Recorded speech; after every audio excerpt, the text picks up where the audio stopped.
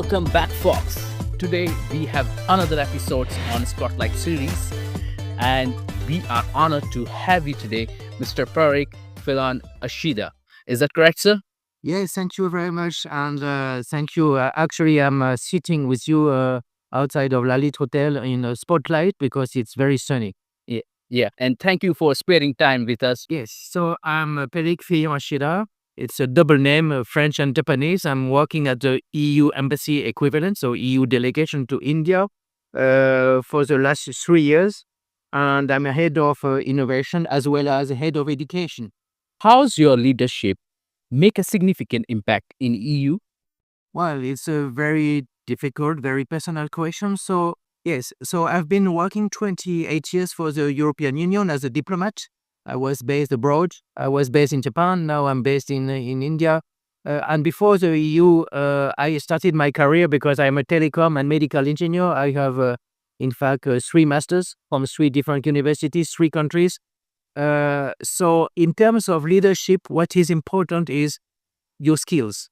And that's why I just told you I have a different background from medical, robotics, and engineering. So it helped me in my career at the same time from the private sector before being diplomat to be polyvalent. So the leadership is a flexibility to adapt to new situations.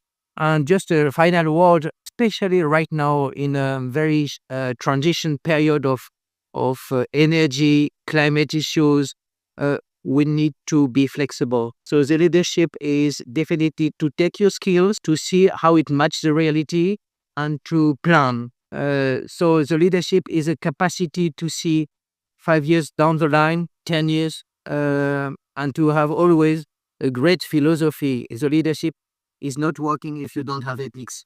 How your work strategize to bring sustainable aviation fuels?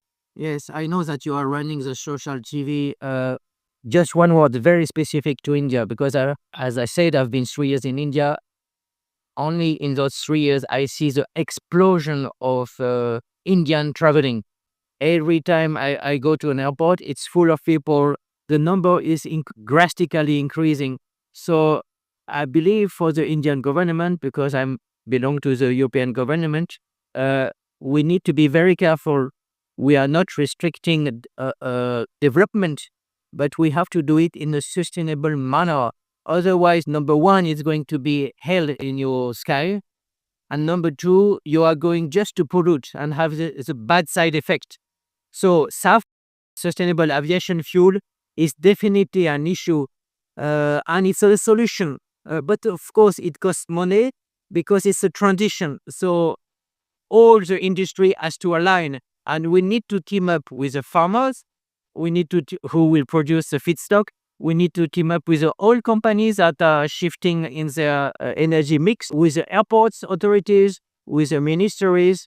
So it's definitely a solution, not a problem.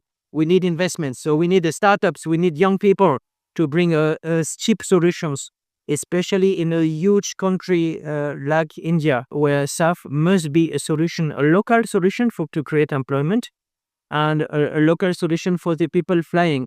I don't think it's reasonable to say that Indian people should not have consideration on how they use airplanes.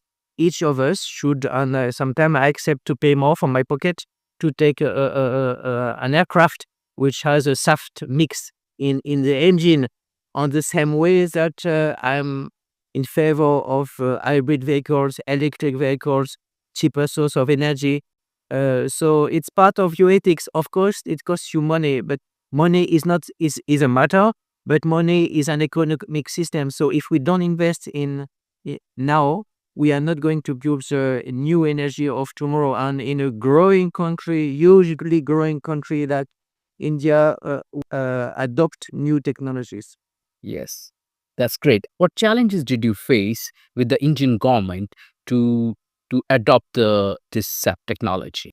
Okay, with the Indian government, we face many challenges, but every challenge is an opportunity. I give you 2 very concrete examples. We are interacting extremely well with the MOPNG, Ministry of Petroleum and Natural Gas, with MOCA, Ministry of Civil Aviation, with the DST, DBT, research ministry. We are at a different setting in Europe and in India. I give you something very, very specific for Europe. We have extremely strong parliament in the sense of respect of biodiversity. Today we were at a conference, I gave examples.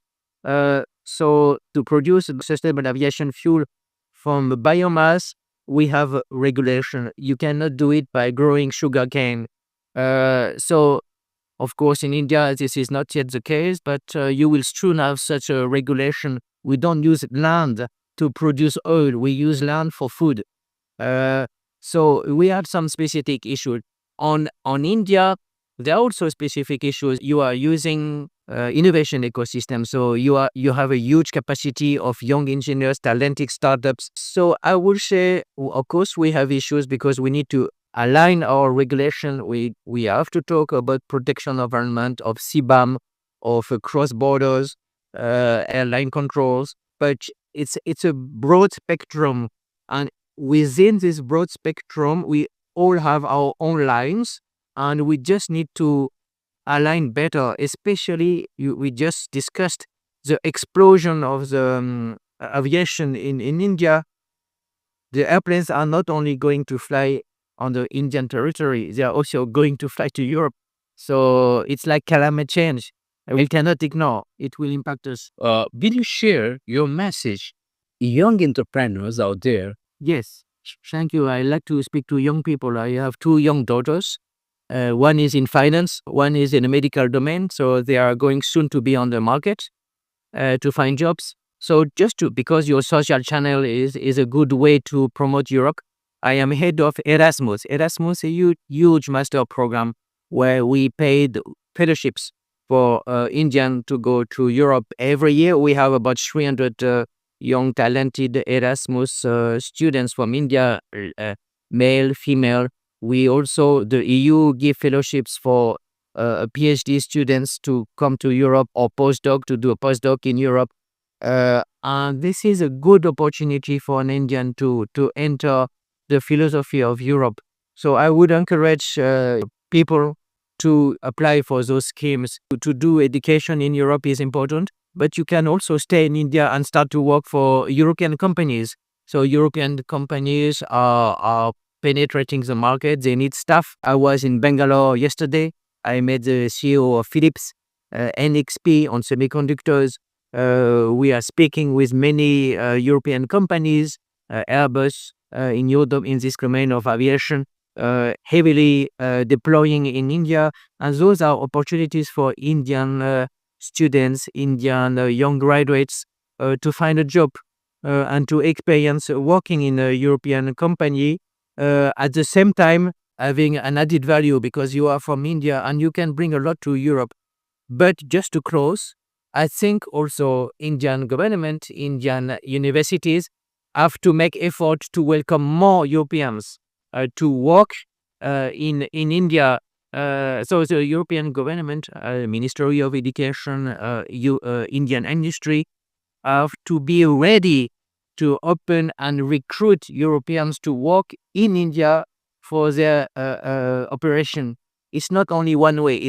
We don't necessarily only want Indian students to come to Europe. We always, European Union delegation in Delhi, we want to promote opportunities for Europeans to work in India.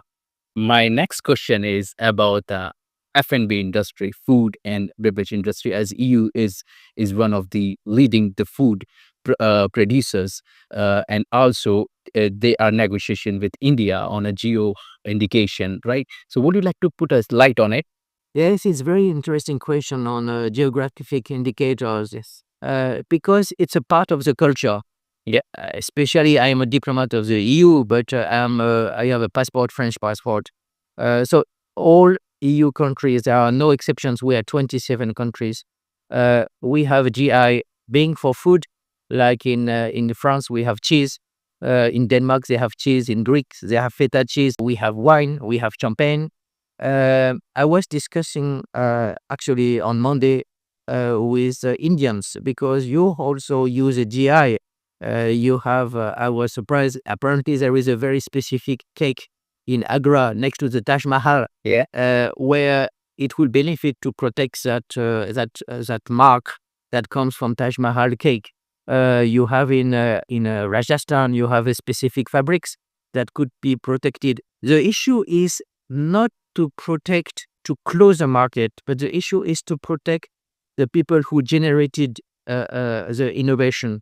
And it's helpful because you have to protect the intellectual aspect, person who created, being a designer, being a producer of a new textile in Rajasthan, in Gujarat. So we need to protect the person who is at the source of the innovation, and then it will deploy. But we cannot accept violation of ownership. And this is a very strong value of the EU. We respect market rules, but at the same time, we want to promote the innovation by people. I hope I answer your question. Yes. Would you like to share a one business case study in entire career and you've been proud of it? What you take on it and how would it help to younger entrepreneurs? I can give you 2 case studies if you want. One from my diplomatic career on an international project that maybe some of you will know. It's called ITER. It's a fission reactor. And this was a negotiation 15 years ago where I was involved based in Japan, because Japan, India, EU, US, Canada, China, and Russia are joining in the domain of new nuclear fusion production. And this was, I was member of the team because I speak Japanese, directly working with the minister. So as a leadership, it was extremely interesting. I was quite young at that time. We had a very tough discussion because of the multi-party involved at the level of head of states. So it was, I was junior, but I was learning a lot and also contributing. This is a first example. And then another example, I worked before being a diplomat for Hitachi Group in Japan. And there we were developing a software precisely for gas analysis, for pollution. This was back 25 years ago. And it was very interesting. A software system developed from Japan with Europe and with US. So 24 hours development. Oh, So Hitachi developed this software in 6 months instead of 2 years by adopting 24-hour development. So it's just to tell you that when you are part of a system, just float with the system and give your added value. So as a leadership, I will underline this. Generate whenever you can your added value and listen to others. great. Thank you for sparing time to connect with Club TV. Thank you, and all the best to Club TV and your series on leadership. Thank you. So it was Mr. Pierick fillon-Ashida, and his work is truly inspiring lots of young entrepreneurs. Please stay tuned with Club TV for more interesting episodes and interesting personalities. See you to the next time.